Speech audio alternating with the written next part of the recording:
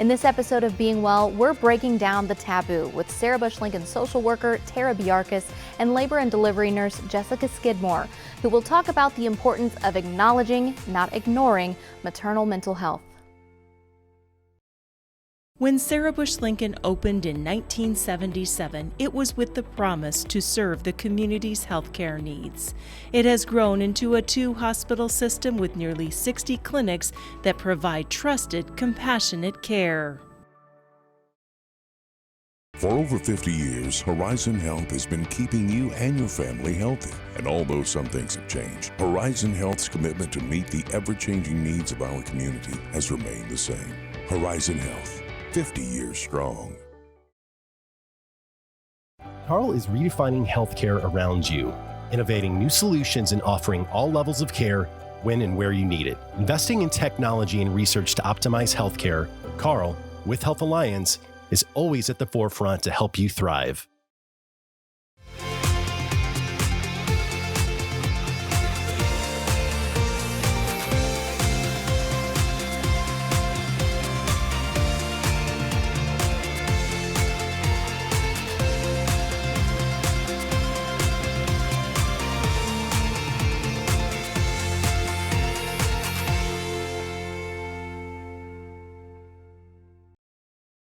Thank you for joining us for the final episode of this season of Being Well. I'm your host, Lacey Spence, and today we are talking about an incredibly important topic. We are talking about postpartum depression, and we've got two fabulous guests from Sarah Bush Lincoln and Matt Toon joining us to talk about this topic. So welcome to Being Well, ladies. Appreciate you being here. Thank you. Thanks for having us. Of course.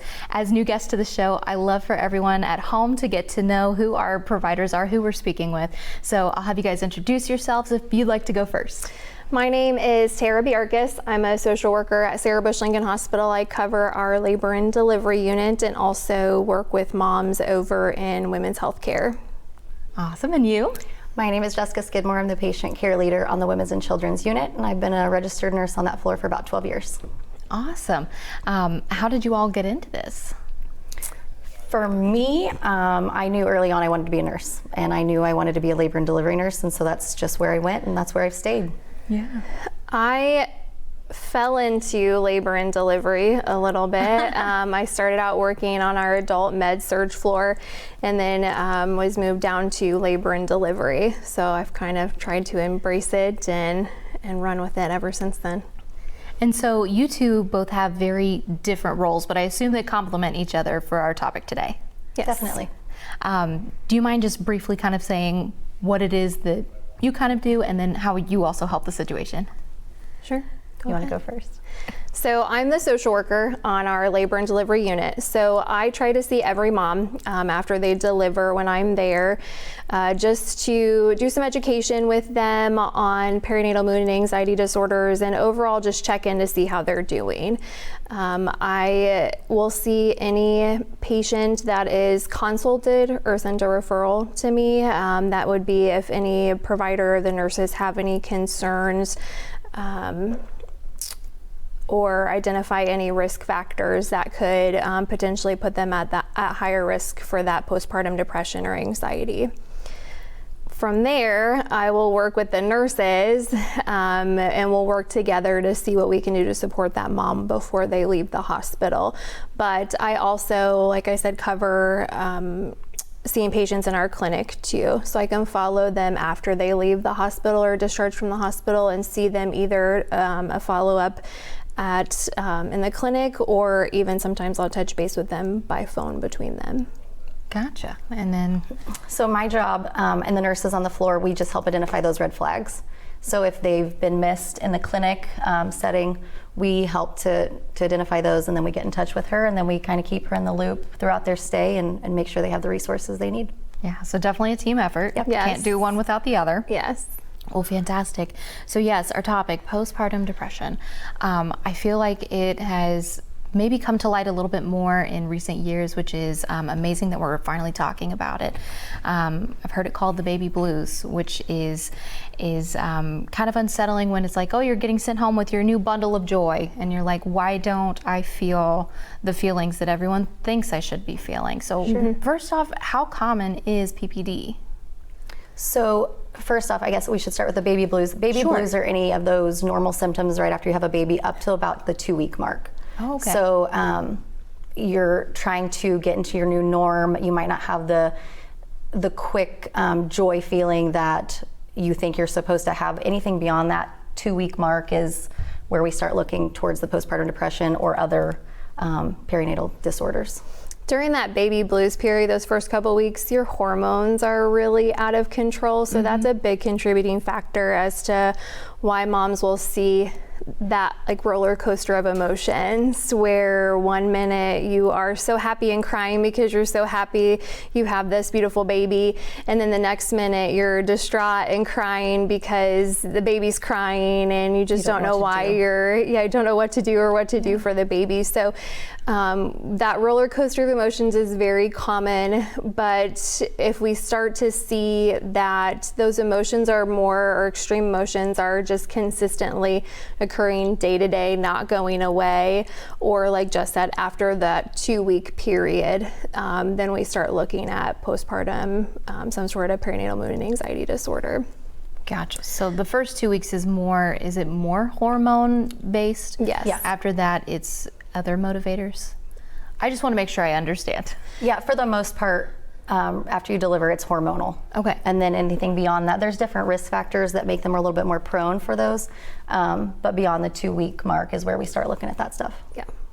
So signs, what am I looking at here? What's starting to creep up or happen that is kind of my warning flags? So after those first couple weeks, again, those extreme emotions, so perinatal mood and anxiety disorders can be a wide range of things. Depression, anxiety, OCD, bipolar, all of those things can occur postpartum. Most commonly we see postpartum depression, anxiety, but that's going to be, again, those extreme emotions of depression, hopelessness, having a hard time functioning. A lot of moms will say, I just didn't feel like myself. I just didn't have any motivation to get up. We're having a hard time bonding with baby or feeling that connection. Anxiety, a lot of times will be excessive worrying. Those fears. Yes, to the point where it's affecting your ability to function on a daily basis and care for your baby. Yeah.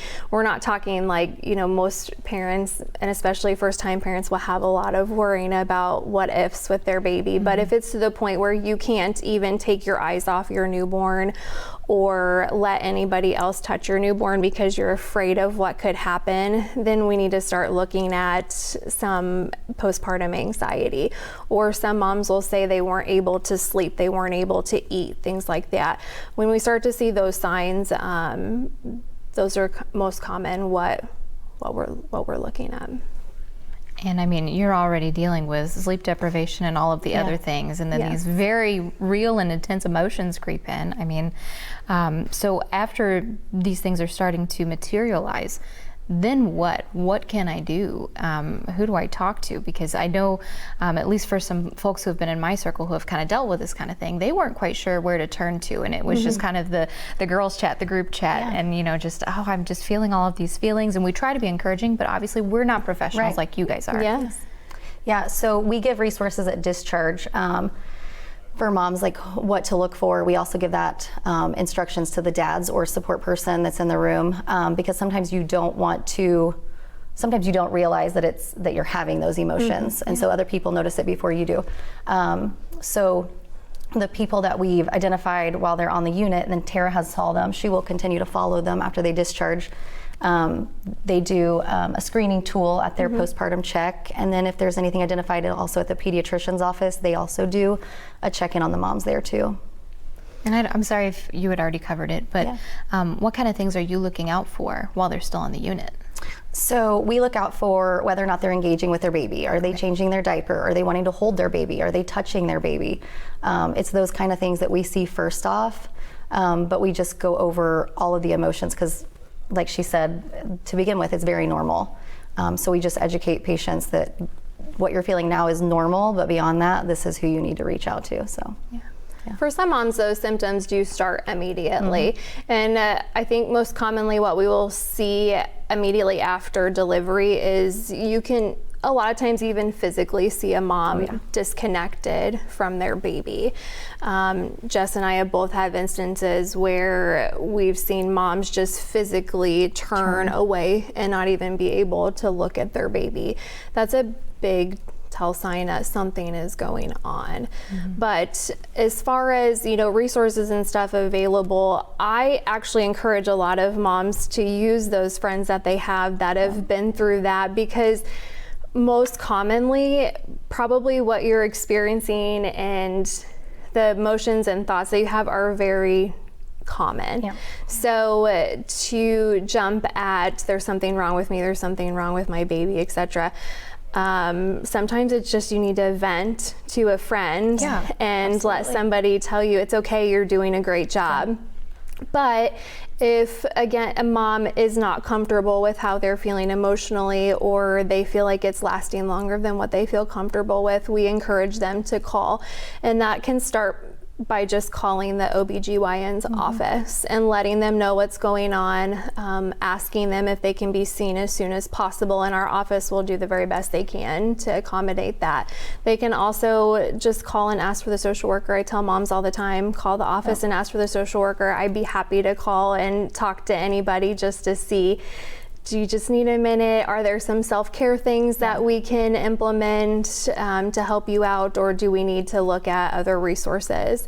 I do a lot of times, if we see some of those risk factors, or if we see a mom having symptoms immediately following delivery, we'll talk about counseling or crisis services.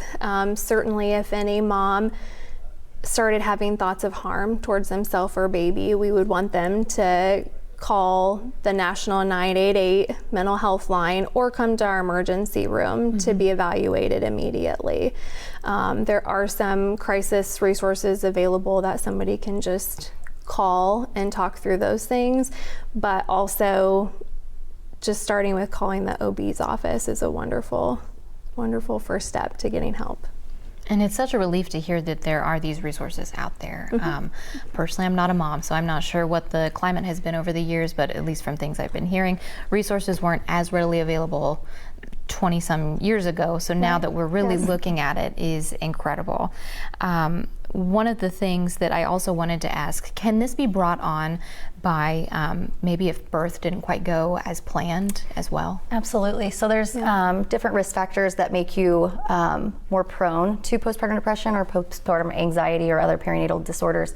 Certainly if you have a history of postpartum depression, that makes you more at risk for the next time. Traumatic birth events will really trigger that sometimes. So, and that can be even as simple, but not simple as you had this beautiful birth plan of a vaginal delivery and ended up having to have a C-section, or maybe had a C-section and baby needed to go to the nursery immediately just for even a couple hours. That can be traumatic for parents, just that fear and completely against what you were prepared for can cause some anxiety, and it is going to put moms at higher risk. But also you miss out on those initial bonding moments with your baby, and I think that's where sometimes we see moms start to struggle. Pull away is when they don't have that immediate bonding time with their baby. And I didn't want to glance over it either. You had mentioned that even though you've had it with the first child, you can have it with multiple children then? You can, but it doesn't mean that you will either. So it could be that you have it with each pregnancy, and it might be that you have it once and never have it again. So just never really know. Yeah. There's so many things that play a role in that. The biggest thing is, again, we look at those risk factors of history, past history, the support system that people have available, how readily available that support system is, the birth trauma, and if they've experienced any depression or anxiety during pregnancy. Those are the big ones that we look for and talk to moms about after they have babies. And I know it's going to be individualized to each patient, but if I'm somebody who has lived with depression prior to pregnancy and I've been medicated for that, is that something that can continue to be medicated during pregnancy, after pregnancy, maybe things Absolutely. that need adjusted or looked at? Absolutely. Yeah, so some people choose to stay on their medication, some people choose to come off of it. We have patients who want to go right back on it as soon as they deliver. There's certain medications that are safe while you're pregnant, and they're safe while you breastfeed. The doctors are great resources, and they know exactly what they can and can't prescribe. Allison Massey is also our lactation consultant on the floor, so if there's ever a question regarding breastfeeding, we bring her into the loop. Yeah, absolutely. And I think the biggest thing is just letting moms know that it's not black or white. It's not you have to stop every medication, and just having those conversations with your doctor or with whoever is involved to see what can we do to help. We certainly don't want moms feeling miserable during that. We want people to enjoy their pregnancy and after and all of that, and not feel like they have to push through that because it's against what they thought they would feel like, or they're ashamed or anything like that. We certainly want to help, and there is help available. And I do want to ask, I'm not sure how much light you can shed on it, but were a lot of these issues harder to catch during the pandemic? I don't think so. I don't feel like that. I don't either. I think Maybe more from the nursing side of things. We limited the visitors in the room, so maybe it was more obvious because they didn't have the visitors in and out constantly, or the moms didn't feel like they needed to host a bunch of people in their rooms. So I think maybe we were probably maybe even more. I feel like people had more time to bond with their baby, focus on their baby, and not immediately jump at the stress and the added stress that visitors and all that puts on parents. So I feel like it even helped a little bit during the pandemic to limit that. But it did, I wouldn't say that we didn't identify it, but obviously we ran into, just like everything else, resources, and linking people with resources and things like that was a little more challenging. But I feel like we were still able to take care of moms. We've had some moms deliver now since then, like this is their second or third child, and they had one during the pandemic, and they chose to continue that path. Yes, and have said that after discharge, I think was a little hard for some people, feeling isolated and not having families around and their supports around, things like that. But I feel like people are starting to feel better about it. Well, and then I have to ask, definitely not to negate anything that a mother is going through, but do fathers experience any sort of PPD as well? Absolutely. Yeah. What does it kind of look like for them? It can be very similar to what moms experience. As many as 1 in 10 dads will have some sort of perinatal mood and anxiety disorder, and it can be very similar. It can be that depression, hopelessness, detached from baby, and it can be extreme anxiety. It can be all the same things that a mom experiences. We don't talk a lot about that, but it's a big life adjustment for a father as well, going through that. So it's like, here's a couple weeks of classes, and we make sure you got your car seat in the back, and I go, all right, here you go. Here's your what to expect when you're expecting, and good luck. Yes, absolutely. It's a huge shift. Yes. I wanted to go back through my notes a little bit because you had hit on anxiety a little bit, but there's also OCD, bipolar, and psychosis. Can you talk about how those might present, and maybe present more intensely than normal? The other forms of, like the OCD and bipolar, those are going to be similar. Those extreme emotions, that extreme worrying. OCD will be maybe excessive hand washing or excessively washing the baby's items, washing the baby, fear of germs, things like that. The psychosis, which I feel like has been brought to light through media and things in recent months, but that psychosis is going to be more extreme. You will be able to probably pretty quickly recognize that, because the symptoms can be a little alarming. You know, the hallucinations, the thoughts of harm, or directly, not even just thoughts, directly expressing harm towards yourself or the child. That's going to be one that likely other people in your support system, your partner, or the father of your child is likely going to recognize that before you do. So that's where, again, we try to talk to everyone in your support before you're discharged, so that you recognize those things, because it's going to be a matter of, as soon as you identify those things, you want to get that mom, want to get that mom to the emergency room to have her checked out. Yeah. And so once a mother is checked out, do you have any idea what that next step looks like? Is it being possibly admitted or medication? Like, I'm sorry to be ignorant about the subject, but just what is next then? There's certainly a wide range of things, depending on where you're at and where you're checked out and things like that. We certainly want to emphasize to moms contacting someone if they're not comfortable, and so that they're not fearful of the potential, repercussions of that. Our focus is wanting to make sure that mom can feel well and be back home with their baby.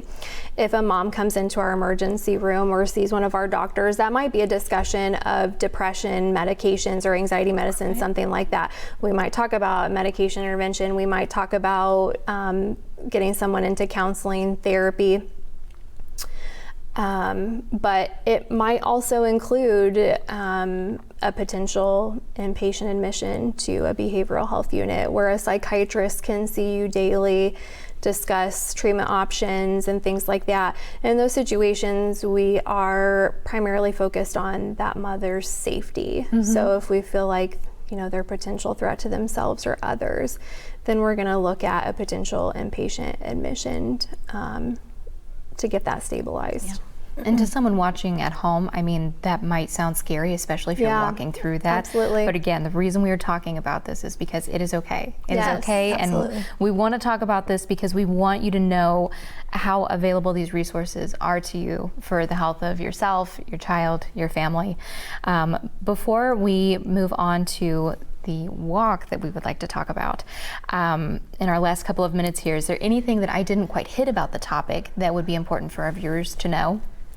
I don't think so. I think the biggest thing, again, is just, if you have any concerns or are not comfortable with how you're feeling, please just call. Please just start with a phone call and let us talk to you and let us help you. And it's very normal. I mean, whether it happened to me, it might have happened to you. Somebody it's happened to. Somebody's experienced something. Zero judgment. Yeah. That's why we want to talk about it. And so, like I said, we're in our last couple of minutes. Climb out of the darkness. There is a walk. We're taping this in June for our viewers, and you're about to kick off your inaugural walk. Can you talk about the event a little bit?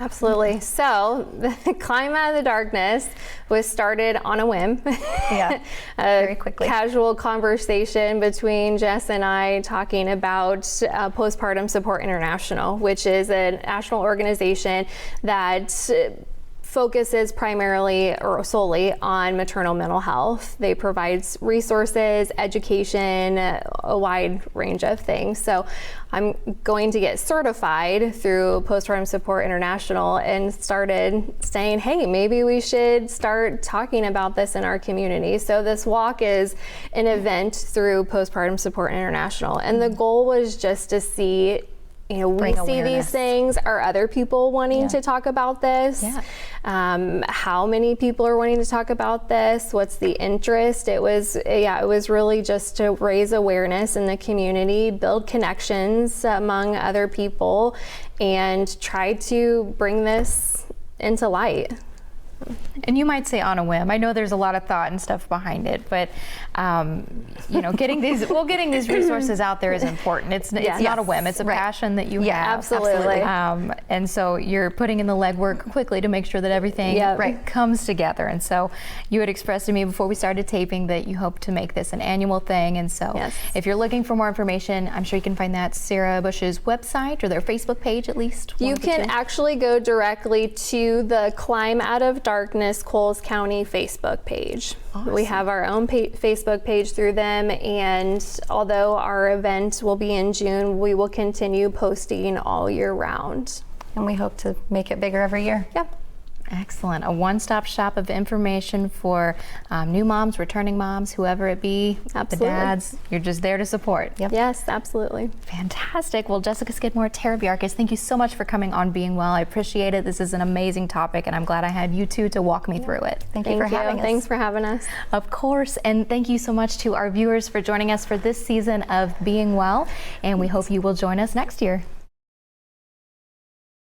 Carl is redefining healthcare around you, innovating new solutions and offering all levels of care when and where you need it. Investing in technology and research to optimize healthcare, Carl, with Health Alliance, is always at the forefront to help you thrive. For over 50 years, Horizon Health has been keeping you and your family healthy. And although some things have changed, Horizon Health's commitment to meet the ever-changing needs of our community has remained the same. Horizon Health, 50 years strong. When Sarah Bush Lincoln opened in 1977, it was with the promise to serve the community's healthcare needs. It has grown into a 2-hospital system with nearly 60 clinics that provide trusted, compassionate care.